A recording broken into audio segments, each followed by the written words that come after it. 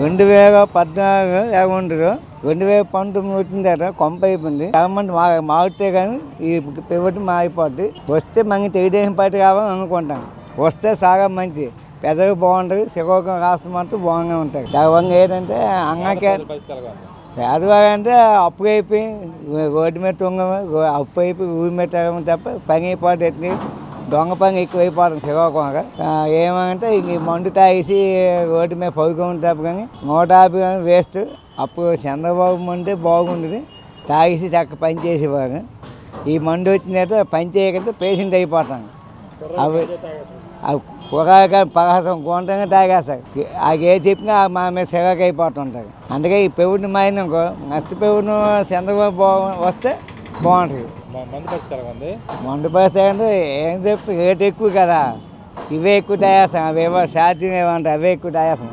30 bottle ఉన్నాయి అవి తాగేస్తాం. తాగి గుండు కోయకము చచ్చిపోము అన్నీ అయిపోతాం. ఇంట్లో అమ్మంగా చూపము ఇవన్నీ ఇబ్బంది అయిపోతాం.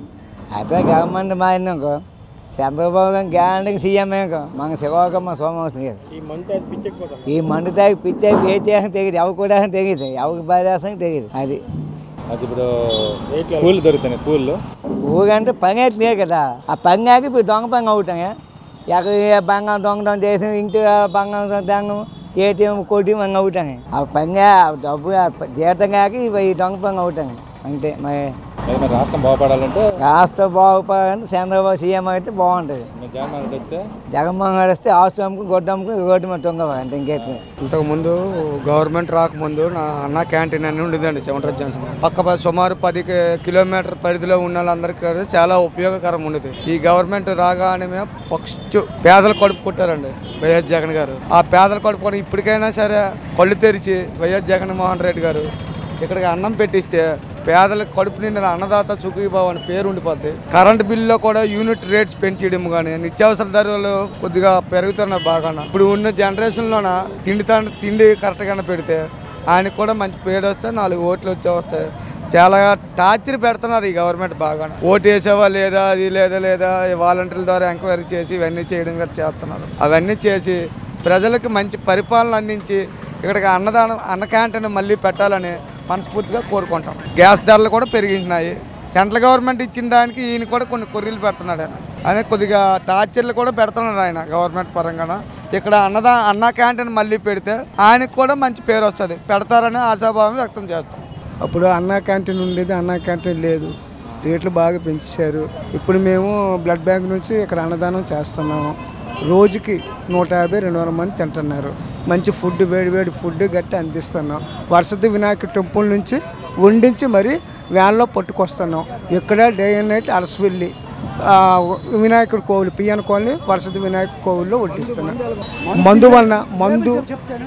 మందు వలన బాగా చెడిపోతున్నారు. అందరూ విపరీతం రేట్లు పెట్టేస్తున్నారు. కరెంట్ బిల్ మాత్రం ఎక్కువ. మేము కోళ్ళు 2 నైట్లు వేస్తాము.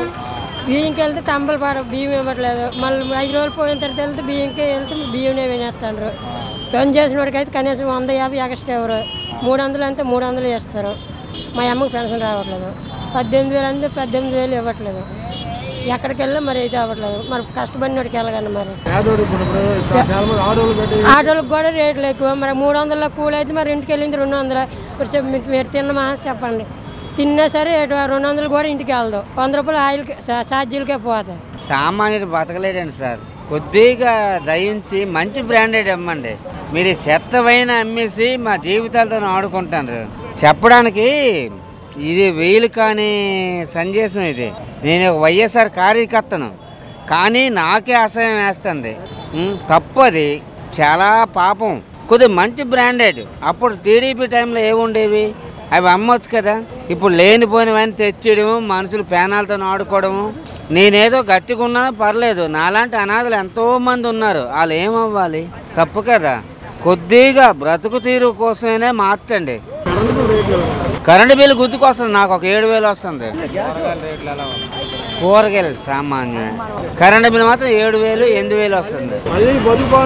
చంద్రబాబు అయితే సామాన్యుడు బ్రతుకుతాడు. జగన్ భోజనం ఫ్రీగా పెట్టాడు. 5 రూపాయలు అన్నదానం భోజనం అది మానేశాడు. జగన్ ఆపేశాడు. పేదవాళ్ళు గొప్ప అన్యాయంగా ఉంది. మందు 130, 120 ఒక రకమే దొరకడం లేదు. తెల్లారి టీ తాగడం లేదు, ముందు మందుకు వెళ్ళిపోతాం. కాఫీ కూడా బేరాలు, టిఫిన్ కూడా బేరాలు, గొప్ప ఘోరంగా ఉంది.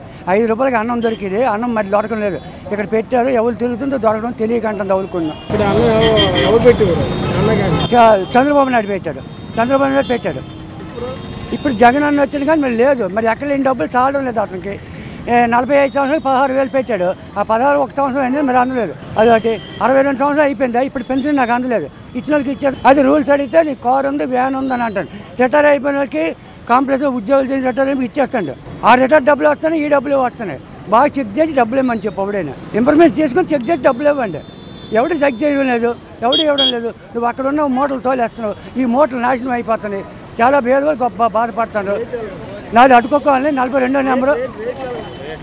ఏది కూరగాయలు, వంకాయలు 30 రూపాయలు ఉంది, టమాటా 20 రూపాయలు ఉంది, ఉల్లిపాయ 20 రూపాయలు ఉంది. చంద్రబాబు నాయుడు ఇచ్చినప్పుడు శుభ్రంగా ఉండేవి. కోటా బియ్యం వ్యాన్లు వేస్ట్, డబ్బులు తాలి పోంగొడుతుంది. ఇంకో 10 వాళ్ళు 4 వేస్ట్. ఇన్నాళ్ళు పూర్వంలాగా మేము అవులు కడుతాం, 8 ముద్దలు పెడితే ఇస్తాండి. ముసలిళ్ళకి 8 ముద్దలు పడడం లేదు.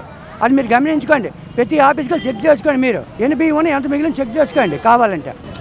పండుగ వచ్చి బియ్యం గియ్యం అన్నీ తోలాడు. పండుగ మరి రేట్లు లేవు. అత్తగారు కానీ కోడలు కానీ మనవరాలు తినోళ్ళు అవి రావడం లేదు. ఇప్పుడు క్యాన్సిల్ అయిపోయినాయి. మళ్ళీ చంద్రబాబు నాయుడు రావాలి, మళ్ళీ నేను నిలబడతాను కావాలంటే. మళ్ళీ ఓట్లు డ్యామేజ్ ఉండదు. ఆ ఓటుకి ఎక్కడికక్కడ మనం బొక్కెడతాం, అక్కడ చేస్తాం పనులు. ఆ పొలిటికల్ కొంతమంది తెలుసును. అయితే రాజకీయం పొలిటికల్ కాదు కాబట్టి మేము వాడికి వస్తే మాకు అంగీకారం ఇవ్వడం లేదు. మీరు ఎన్ని చేసినా రాజకీయం చేసినా మందు మట్టికి ఆపేయండి. ఆపితే ప్రశాంతంగా ఉంటుంది మనుషులకి.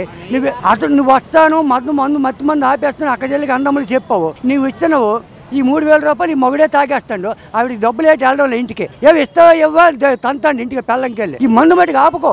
లేదు మామూలు రేట్లు గమ్ము. 6 మాసాలు 3 మంది పని చేసి గమ్ము. నీ వద్దాను లేదు. అయితే రాజకీయం అడిగిన వాళ్ళని కాము. ఎవడికో కొట్టలు తగులుతాడు.